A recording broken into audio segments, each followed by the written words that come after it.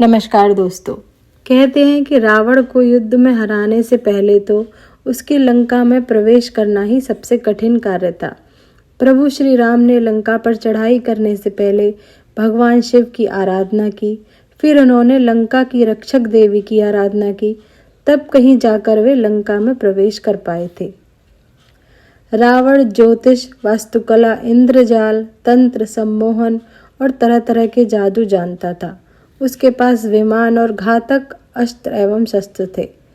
उसे भगवान शिव से वरदान प्राप्त था। उसके किले की रक्षा देवी करती थी। रावण मायावी शक्तियों का स्वामी था। रावण को भगवान राम कभी नहीं मार पाते यदि उन्हें इन 10 लोगों का साथ नहीं मिलता। लेकिन यह सभी भगवान राम की ही लीला थी। आओ जानते हैं कि वे 10 लोग कौन कौन थे। पहले थे हनुमान जी। हनुमान जी ने ही प्रभु श्री राम की अंगूठी को लेकर समुद्र को पार करने के बाद उसे माता सीता को दिया। मेघनाद के पुत्र अक्षय कुमार का वध कर लंका दहन किया। विभीषण और सुग्रीव को राम से मिलाया।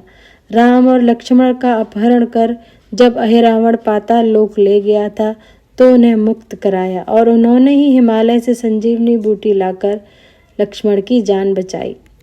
दूसरे थे लक्ष्मण। प्रभु श्री राम के भाई लक्ष्मण शेषनाग के अवतार थे।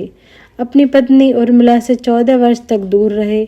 लक्ष्मण के बगैर राम न तो सीता माता को ढूंढ पाते और न ही वे युद्ध की तैयारी कर पाते। लक्ष्मण एक श्रेष्ठ धनुर्धर थे और वे पाशुपतास्त्र का संधान करना जानते थे। संपाति और जटायु। राजा दशरथ के मित्र जटायु ने ही सीता को ले जा रहे रावण को रोकने का प्रयास किया और वे मारे गए। जटायु ने राम को पूरी कहानी सुनाई और यह भी बताया कि रावण किस दिशा में गया है। इसके बाद संपाति ने अंगद को रावण द्वारा सीता हरण की पुष्टि भी की थी। संपाति ने ही दूरदृष्टि से देखकर बताया था कि सीता माता अशोक वाटिका में सुरक्षित बैठी हैं। सुग्रीव। बाली ने सुग्रीव की पत्नी और संपत्ति हड़प कर उसको राज्य से बाहर धकेल दिया था। यही कारण था कि प्रभु श्री राम ने सुग्रीव से अपने बड़े भाई बाली से युद्ध करने को कहा और इसी दौरान श्री राम ने छुपकर बाली पर तीर चला दिया था और वह मारा गया था। बाली वध के बाद सुग्रीव किष्किंधा के राजा बने और उन्होंने भगवान श्री राम के लिए वानर सेना को गठित किया था। 5वें थे अंगद। भगवान श्री राम की सेना में सुग्रीव के साथ वानर राज बाली का पुत्र अंगद भी था। युद्ध के पूर्व में भगवान श्री राम ने अंगद को अपना दूत बनाकर लंका भेजा था। वहां अंगद ने अपना पैर जमाकर अपनी शक्ति का परिचय दिया था। अंगद हनुमान की तरह पराक्रमी और बुद्धिमान थे। रावण की सभा में अंगद ने जो उपदेश दिए थे वह बहुत ही अनूठे थे। जामवंत। श्री राम ने जामवंत को शिवलिंग स्थापना के समय रावण को आचार्यत्व का निमंत्रण देने के लिए लंका भेजा था। जामवंत ने ही हनुमान जी को उनकी शक्ति का स्मरण कराया था। वे एक इंजीनियर भी थे।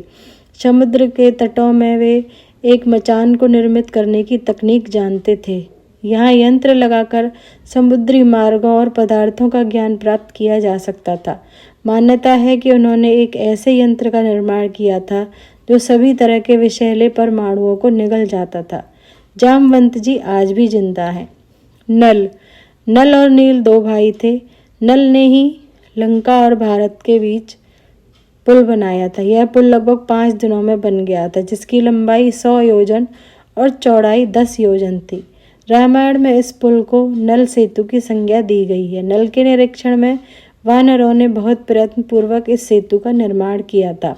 यह सेतु कालांतर में समुद्री तूफानों आदि की चोटें खाकर टूट गया था। 8वें थे भगवान गरुड़। जब रावण के पुत्र मेघनाद ने श्री राम से युद्ध करते हुए भगवान श्री राम को नागपाश से बांध दिया था, तब देव ऋषि नारद के कहने पर गरुड़ ने नागपाश के समस्त नागों को खाकर भगवान श्री राम को नागपाश के बंधन से मुक्त किया था।